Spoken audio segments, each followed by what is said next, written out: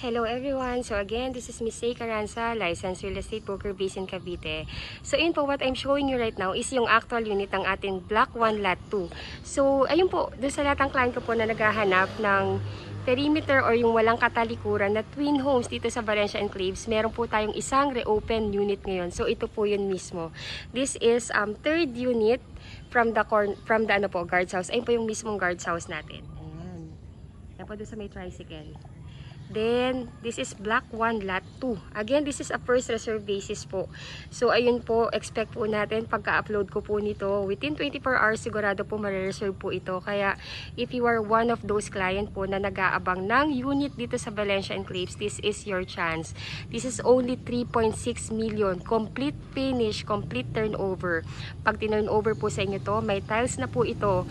Meron na po itong 3 bedrooms, may 2 toilet and bath. Yung ground floor, naka-ceramic tiles na po yan. Yung second floor, naka-wood tiles.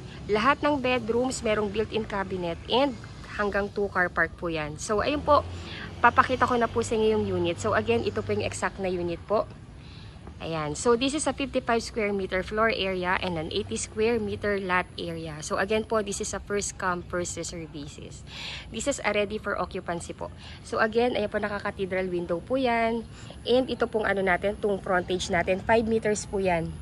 Itong frontage natin. Then, kung ano po yung nakita ninyong actual na design and color, ito na po mismo yung unit. Ayun po, so may mga bricks na rin po yung papunta dito sa ating main door. Ayun, so para makita ninyo, again, Block 1 Lot 2. Ayan. So, ayan po. Ikutin natin. However, hindi ko lang po ito mapapasok kasi nakalock po ito. This is an SOP po. Lalo na po wala pang nakatira dito. Kailangan po alagaan yung bahay. Kaya dapat po nakalock po ito. Ayun. So, again po, as you can see po, ito yung car park. 2 car park po, Innova and Wigo. Na po namin. Trinay na namin i-park. Yes po, kasya po siya. Ayun. So, ito po yung lot. Ito yung muhon natin. So, ayan, ito po yung muhon. Papunta po yan doon. Ayan, as you can see po, walang katalikuran. Napakaganda po. Ayan, so if you are aiming for a good ventilation ng unit, kahit meron kayong extension sa likod, this is a perfect option po. Kasi kahit mag-extend kayo dyan, pwede kayo maglagay ng bintana. Kasi, unlike po sa ibang unit, pag nag-extend yung unit sa likod nyo, magdidikit talaga extension nyo. Unlike pag ito, which is perimeter po yan, or walang katalikuran, pag nag-extend ka sa likod, kahit mag-extend ka, maglagay ka ng bintana, ventilation wise is hindi po kumbaga hindi po magkakaroon ng sagabal.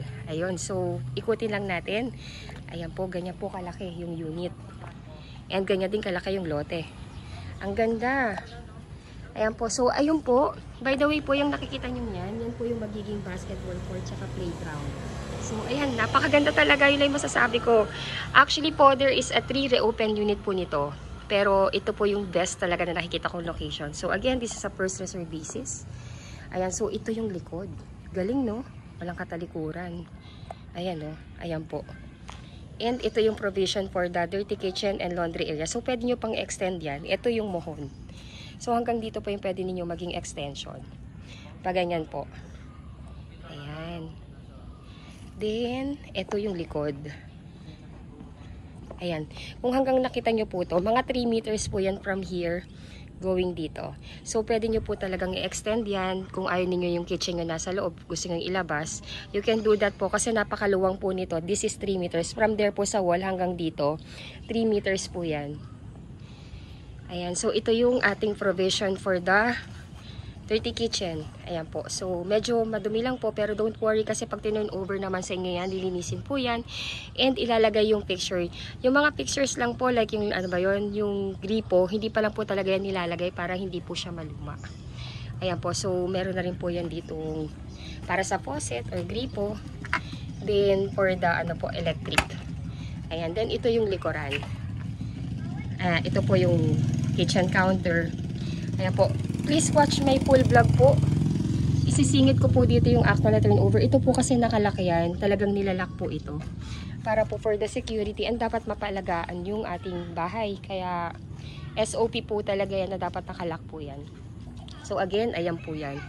Ang ganda nito. First come, first reserve po tayo dito ha. Again, I believe within 24 hours upon uploading this unit, I'm sure marami na pong mag-text sa akin na gustong i-reserve tong unit. So again, if you want to reserve the unit po, kindly message me lang po na gusto nyo na i-reserve yung unit para kukunin ko yung email address ninyo para ma-email ko po sa inyo reservation form and yung complete list of requirement para po at least ma-attach nyo rin po yun. Then yung reservation fee po, through online reservation po tayo, ibibigay ko po sa inyong bank account ng aming sales officer para ma-deposit nyo po din yung reservation fee.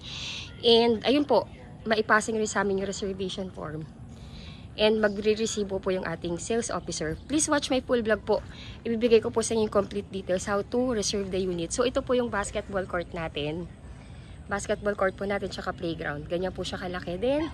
Ito yung ating guard's house. Ayan. So this is the community na. Actually po marami nang nakatira dito. Ready for occupancy na po ito.